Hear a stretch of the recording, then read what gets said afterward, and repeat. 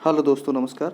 तो जो ग्रामीण समाज एवं विकास है, इसके अंदर 25 नंबर आएंगे, मतलब एक भाग है ग्रामीण समाज। तो इसमें चर्चा करते हैं। 19 जून का एग्ज़ाम है, बहुत थोड़ा समय है, इसमें बेहतरीन पढ़ लो। और मैं कहता हूँ ये देख लेना, उस समय जब आए तो कम से कम 2 या 3 नंबर इस वाले चैप्टर से आएंगे। इस वाले चैप्टर से 2-3 नंबर। तो इसमें क्या है, पंचायती राज। अच्छा, पंचायती राज क्या है, कॉमन है ये, इसमें तो आएगी, अदर एग्जामों में भी आएगी। मतलब ये कॉमन ऐसी चीज़ है कि अगर जिसमें पूछा जाता है तो उसमें पूरी पूरी संभावना रहती है कि हाँ जीएस होती है उसमें, जिसमें जीएस पूछी जाती है तो उसमें पूरी संभावना रहती है कि भैया पंचायती राज से उठाएं, क्वेश्चन उठाएं। कि पंचायती राज से मतलब होता है स्थानीय स्वशासन। तो प्राचीन काल में इस पूछना गया है, प्राचीन काल में स्थानीय स्वशासन के जनक कौन है? जनक तो चोल हैं। अगर ऐसा पूछा है कि प्राचीन काल में स्थानीय स्वशासन मतलब ग्रामीण, जैसे राजा होते थे तो वो ग्रामीण में हस्तक्षेप नहीं करते थे, ये है।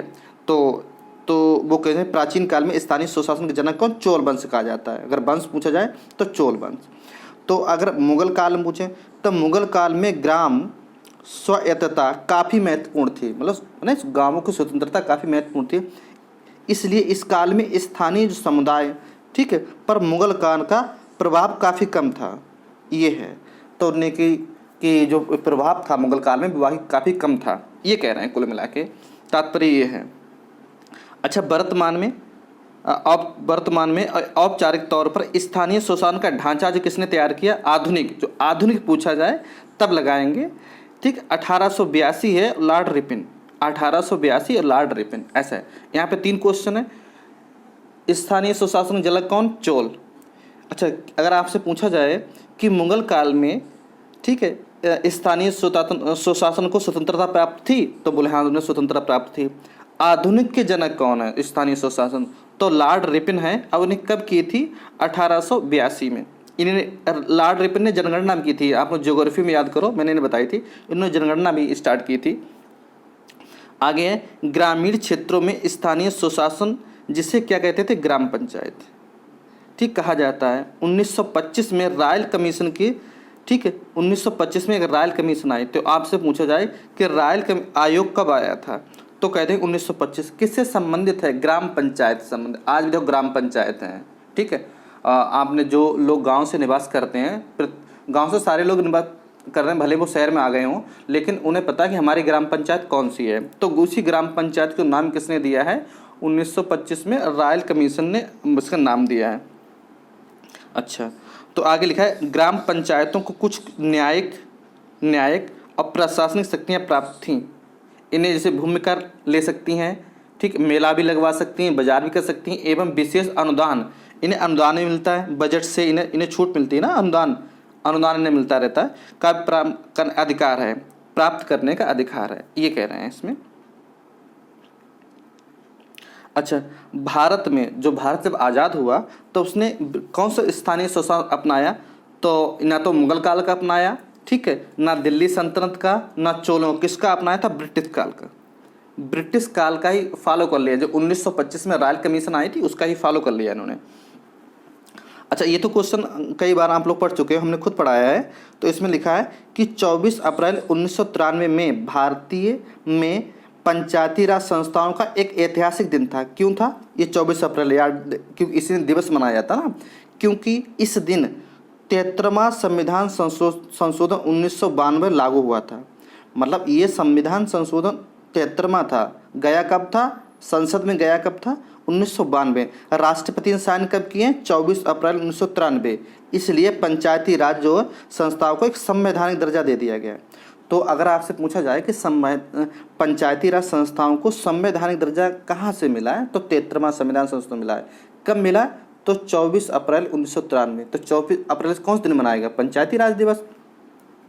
अच्छा, कुछ उनकी क्या कमेटी हैं जो समिति थी, उनके बारे में देखते हैं। तो पहली थी बलवंत राय मेहता समिति, ठीक। ये कब बनी थी? तो 1957, याद रखना। बलवंत राय मेहता को पंचायती राज का शिल्पी कहा जाता है। अगर क्वेश्चन आए कि निम्नलिखित में बताइए पंचायती राज जो है का शिल्पी कौन है, तो बलवंत राय मेहता, ठीक। अच्छा, इसने बलवंत राय मेहता ने पंचायत कैसी बनाई? 3 स्तर, एक तो ग्राम स्तर, एक ब्लॉक स्तर, एक जिला स्तर। ठीक, वो आज भी हैं। जैसे उत्तर प्रदेश में देखो 3 स्तर हैं, तो ये किसने बनाई थी? ये बलवंत राय मेहता ने बनाई थी। अच्छा, इसमें लिखा है वर्तमान में त्रिस्तरीय प्रणाली लागू है। ठीक, इस समिति को, कमेटी को जवाहरलाल नेहरू ने 2 अक्टूबर, ये डेट याद रखना, 2 अक्टूबर 1959 को राजस्थान में लागू की। वो किस प्रांत में स्टार्ट किया था बलवंत राय कमेटी को? तो राजस्थान में। अच्छा, एक दूसरी आई थी संथानम समिति। संथानम ये कब आई थी? 1962। बस इतना इंपॉर्टेंट है। संथानम समिति किससे संबंधित है? पंचायती राज से। कब आई? 1962 में। एक तीसरी है सादिक अली समिति। ये समिति लिखा हुआ है, कमेटी है, ये छोटी मात्रा लगी हुई है, ता बना हुआ है। ये आई 1964 में। तो ये कब आई है? तो कहेंगे ये आई है 1964 में, ये याद रखना। ठीक, 1964। आगे है जो इम्पॉर्टेंट है वो है अशोक मेहता। अब अशोक मेहता जो समिति है 1977 में आई थी। जो कमेटी अशोक मेहता की वो 1977 बनाई थी। तो जनता सरकार आई थी, उसमें जनता सरकार ने ये बनाई थी। मतलब कांग्रेस पार्टी चली गई थी 1975-76, याद करो, इंदिरा गांधी के समय था। उसके बाद में जो दूसरी सरकार बनी वो जनता सरकार थी। जनता सरकार, हाँ, जिसमें लिखा हुआ है जनता सरकार की सिफारिश पर गठन हुआ था। ठीक, पंचायत चुनावों में सभी स्तर पर राजनीतिक पार्टियों की भागीदारी होनी चाहिए। जैसे पंचायत चुनाव होते हैं, जैसे अभी नगर पालिका के चुनाव होने वाले हैं, तो अलग पार्टियां सक्रिय हो गई हैं। भाजपा कितने, सपा कितने, कांग्रेस कितने, मतलब ये उन्होंने कहा था। तो हालांकि पंचायत चुनाव जब होते हैं ग्राम पंचायत, तो उनमें भी पार्टियां सक्रिय होती हैं, कि जो ग्राम पंचायत चुनाव होते हैं उसमें। तो आगे देखते हैं, इस कमेटी ने त्रिस्तरीय के स्थान पर, मतलब 3 स्थान पर 2 स्तरीय। तो क्वेश्चन ऐसे आए कि 3 स्तरीय कितने करे? बलवंत राय मेहता। 2 स्तरीय, एक तो कह रहे हैं ग्राम पंचायत पे और एक होना जिला पंचायत पे, ब्लॉक में नहीं होना चाहिए, इनने ये कहा है। तो ये किसने कहा है? अशोक मेहता। अशोक मेहता ने 2 स्तरीय की सिफारिश की, नहीं 2 स्तरीय बना दिए जाए। अच्छा, राज्य सरकार द्वारा संस्थाओं के कार्यकाल में हस्तक्षेप ना हो। राज्य सरकार होता है जो पंचायती राज की संस्थाओं में हस्तक्षेप ना करें। यदि हो सके तो 6 महीने के भीतर चुनाव करा लें। अब कह रहे हैं हो सकता है प्रधान की डेथ हो जाए, प्रधान उसकी डेथ हो जाए, तो वो कह रहे हैं कि आप ज़्यादा हस्तक्षेप मत करो, आप चुनाव करा लो। जो भी उसका बचा टाइम है, मतलब 2 साल का टाइम बचा हुआ है, तो 2 साल का।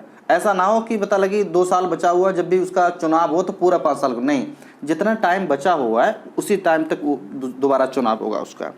तो विकास पंचायत से न्याय पंचायत को अलग रखा है। इन्हें जाके कि विकास पंचायत से न्याय पंचायत अलग रखा जाए। ठीक, और न्याय पंचायत के लिए एक योग्य न्यायाधीश होना चाहिए। तो अगर आज से पूछा जाएगा कि ऐसी कौन सी कमेटी थी, उसने कहा था कि न्याय पंचायत को विकास पंचायत से अलग रखा जाए, मतलब विकास पंचायत और न्याय पंचायत दोनों अलग अलग होना चाहिए।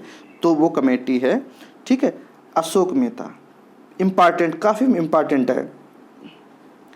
आगे देखते हैं,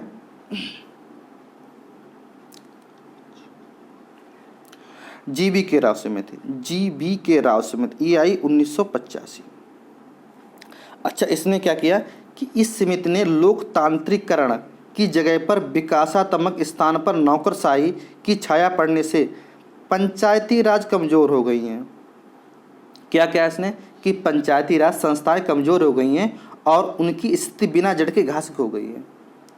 बिना जड़ के घास की हो गई है, उनकी स्थिति बिना जड़ के घास लिखा हुआ है, घास जैसी हो गई है। ठीक, खाली नहीं लिखा है, यहाँ घास लिखा हुआ है कि घास जैसी हो गई हैं। इस जगह पे घास लिखना था। ठीक, घास जैसी हो गई हैं, ये है। तो इसने किसने कहा है कि पंचायती राज संस्थाएं कमज़ोर हो गई, उनकी स्थिति बिना जड़ के घास जैसी हो गई है। ये किसने कहा? जीबी के राव समिति। कब आई थी? 1985 में। ठीक, इस कमेटी ने सुझाव दिया कि राज्य स्तर पर राज्य विकास परिषद, जिला स्तर पर जिला विकास परिषद, मंडल स्तर पर मंडल पंचायत और ग्राम स्तर पर ग्राम पंचायत। मतलब इसने क्या करे, इसने कि भैया 4 स्तरीय बना दो, 4 स्तरीय, 4 स्तरीय। तो आपको याद रखना कि 2 स्तरीय किसने कहा था, 3 स्तरीय किसने कहा था, 4 स्तरीय किसने कहा था। तो इनकी 4 स्तरीय क्या करें, देखो, राज्य विकास परिषद 1, जिला स्तर 2 और मंडल स्तर 3 और ग्राम स्तर 4। इन्हें 4 की दी, जीबी के 4 की दी थी। आगे है LM सिंघवी समिति, ये आई थी 1 साल बाद 1986 में आ गई। ये क्या है, ग्राम पंचायतों को अधिकतर व्यवहार कुशल बनाने के लिए गांवों का पुनर्गठन किया जाना चाहिए, क्योंकि गांव प्रत्यक्ष लोकतांत्रिक मूर्ति हैं। गांव क्या है, प्रत्यक्ष लोकतंत्र की मूर्ति हैं। ये क्या है, पंचायती राज संस्थाओं को संवैधानिक रूप से मान्यता दी जानी चाहिए। किसने कहा, ये क्वेश्चन आएगा कि किसने कहा कि पंचायती राज संस्थाओं को संवैधानिक दर्जा, याद रखना ये किसने कहा, तो एलएम सिग्बी ने। कब कहा था, 1986 में ने कहा था। आगे पीके थुंगन समिति, पीके थुंगन समिति कब आई, 1988 में। इन्होंने भी कहा था पंचायती राज संस्थाओं को संवैधानिक दर्जा दिया जाना चाहिए, ठीक। लेकिन पहले उन्हीं ने कहा था, सिंघवी साहब ने। इन संस्थाओं का कार्यकाल कितना होना चाहिए, 5 साल का। आज भी जो पंचायत होती है 5 साल का चुनाव होता है उनमें, ठीक। पंचायती राज को तीनों स्तरों की, पंचायती राज के तीनों स्तरों पर जनसंख्या के हिसाब से क्या आरक्षण देना चाहिए। जैसे महिलाओं का आरक्षण है 1/3, यूपी में कितना है, 33% महिला प्रधान बनेंगी, 33%। हालांकि कुछ ऐसे राज्य से बिहार है, बिहार ने कहा भी 50%, बिहार जो राज्य है वहाँ महिलाएं 50% का रिजर्वेशन है पंचायत में, ये है। तो वहाँ पर महिलाएं 50% प्रधान बनती हैं, उनका कोटा होता है 50% का रिजर्वेशन, कहने का मतलब ये है। तो आगे देखते हैं, महिलाओं का आरक्षण प्रधान है। तो किसने कहा कि महिलाओं को भी आरक्षण दो और जनसंख्या हिसाब से आरक्षण होना चाहिए, तो ये कहा पीके थुंगन समिति ने महिलाओं को आरक्षण देने की बात कही है। अच्छा, ग्राम पंचायत, इसका मुखिया प्रधान होता है, ठीक। कितनी उम्र चाहिए, कम से कम 21 वर्ष। प्रधान बनने के लिए कम से कम 21 वर्ष, कोई पढ़ा लिखा होना जरूरी नहीं है, याद रख लो। कोई पढ़ा लिखा जरूरत है, बोले नहीं, कोई से पढ़ा लिखा की जरूरत है ही नहीं। अच्छा, कितने विषय हैं पंचायत राज, ग्राम पंचायत में होना चाहिए, एक मात्रा होना चाहिए, में कितने विषय आते हैं, 29। ये क्वेश्चन पूछा जा गया, हो सकता है फिर पूछा जाए कि ये किस अनुसूची में, 11वीं अनुसूची में। तुम लोग इसे पढ़ चुके हो ना, तो इसमें काफ़ी आराम रहेगा भाई। 29 विषय किस अनुसूची में, 11 है। कितनी उम्र होनी चाहिए, 21 वर्ष। ग्राम पंचायत मुखिया कौन है, प्रधान। आगे एक टेस्ट है, मॉक टेस्ट है, तो उसमें पूछा गया है कि पंचायती राज व्यवस्था किस राज्य में प्रदान हुई, मतलब प्रारंभ हुई या आरंभ हुई है। तो ये 4, राजस्थान, उत्तर प्रदेश, मध्य प्रदेश, केरल। इसके जो आंसर हैं, जो इसके आंसर हैं वो लास्ट में दे रखे हैं, नीचे आंसर भी दे रखे हैं, तो इसे आपको टिक करना है कि भाई किस में दे रखी है। पंचायती राज व्यवस्था का शिल्पी, पंचायती राज व्यवस्था है, पंचायती राज का शिल्पी किसे, मतलब किसने बनाई थी पंचायती राज व्यवस्था, तो जवाहरलाल नेहरू समिति, थुंगन समिति, बलवंतराय मेहता समिति, अशोक मेहता समिति ने। तो आगे किसने 2 स्तरीय, मतलब 2 स्तरीय कहा था कि जो होना चाहिए पंचायत सिर्फ 2 स्तर में हो, जिला स्तर और गांव स्तर। तो ये है बलवंतराय मेहता समिति, अशोक मेहता समिति, PBK राव समिति, सादिक अली समिति। कौन सी पंचायती राज व्यवस्था संबंधित नहीं है, मतलब ऐसा एक कमेटी है वो पंचायती राज व्यवस्था संबंधित नहीं है। तो कह रहे हैं सादिक अली समिति, संथानम समिति, थुंगन समिति और जवाहरलाल नेहरू समिति। किस राज्य में पंचायती व्यवस्था है, मोस्ट इंपॉर्टेंट क्वेश्चन है, मोस्ट इंपॉर्टेंट, कि किस राज्य में पंचायती राज व्यवस्था है ही नहीं। तो वो आगे देखते हैं कि उत्तर प्रदेश, कर्नाटक, मणिपुर, नागालैंड, इसमें एक राज्य में पंचायती राज व्यवस्था नहीं है, पंचायती राज व्यवस्था नहीं है। आगे पंचायती राज को संवैधानिक, देखो मैंने बताया था कि संवैधानिक दर्जा किस कमेटी की सिफारिश के आधार पर किया था, फिर उसे 73वां संविधान संशोधन पर आधार पर लाया गया था। तो अशोक मेहता समिति, GVK राव समिति, BR मेहता समिति, LS सिंघवी समिति, ये है। इन्हें संवैधानिक दर्जा की बात कर रहे हैं।